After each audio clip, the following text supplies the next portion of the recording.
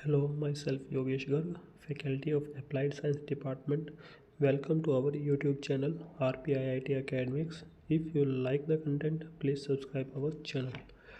अभी तक हमने ना यूवी स्पेक्ट्रोस्कोपी के बारे में पढ़ा कि उसके अंदर ट्रांजिशंस कैसे होती हैं, कौन कौन से इलेक्ट्रॉन्स पार्टिसिपेट करते हैं, sigma electron, pi electron, non bonding electrons. हम जानते हैं कि हर एक मॉलिक्यूल अपनी अलग से एक यूवी रेडिएशंस एब्जॉर्ब करते हैं और एक अलग पीक देते हैं।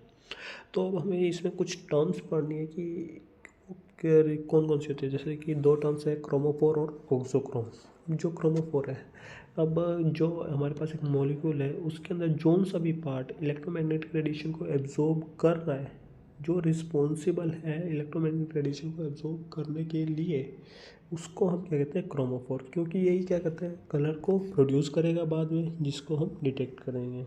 तो क्रोमोफोर क्या होते हैं, देखो, the part of the molecule that is responsible for absorption of electromagnetic radiation in UV region is known as chromophore.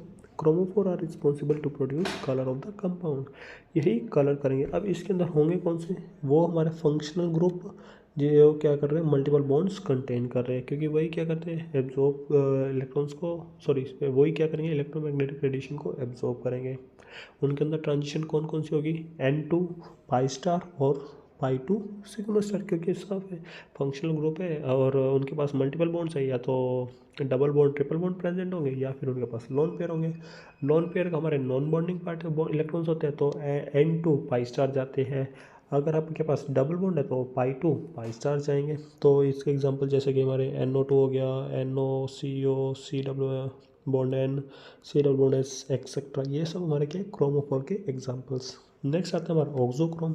Auxochrome में क्या होंगे, हमारे वो फंक्शनल ग्रुप आ जाएंगे जिनके पास क्या होंगे, नॉन बॉन्डिंग इलेक्ट्रॉन्स तो होंगे, लेकिन वो खुद लाइट को एब्जॉर्ब नहीं करेंगे, लेकिन उनके कारण कोई ना कोई जो क्रोमोफोर अटैच होगा उसकी वेवलेंथ, इंटेंसिटी वो अल्टर होगी।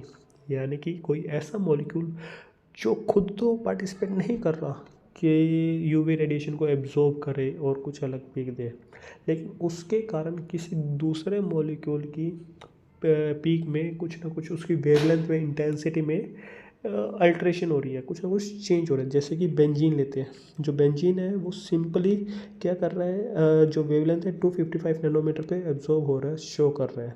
लेकिन हमने बेंजीन के ऊपर एक क्या करा, OH ग्रुप लगा दिया, तो हमारा क्या बन गया, फिनॉल।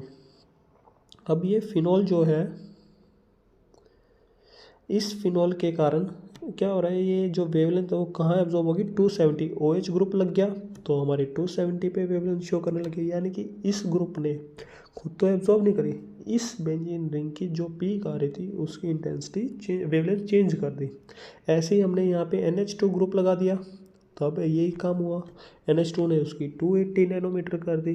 तो इन ऐसे फंक्शनल ग्रुप को हम क्या कहते हैं, ऑक्सोक्रोम, जो किसी की भी क्रोमोफोर की वेवलेंथ या इंटेंसिटी को चेंज कर दे। तो हमारे पास जब इनके वेवलेंथ या इंटेंसिटी एब्जॉर्ब होने के बाद एक पीक ग्राफ आता है, तो ऐसा आता है हमारा वेवलेंथ और एब्जॉर्बेंस के बीच में हमारा ग्राफ बनता है, ये पीक आती है, एक स्टैंडर्ड पीक होती है। लेकिन हमारे पास एक्चुअली में ये पीक ऐसी नहीं आती, ये शिफ्ट होती है अपनी एक्चुअल पोजीशन से। तो अगर ये पीक आपकी राइट साइड शिफ्ट हो तो हम उसको कहते हैं वैथोक्रोमिक शिफ्ट। अगर लेफ्ट साइड शिफ्ट हो, हाइपोक्रोमिक शिफ्ट।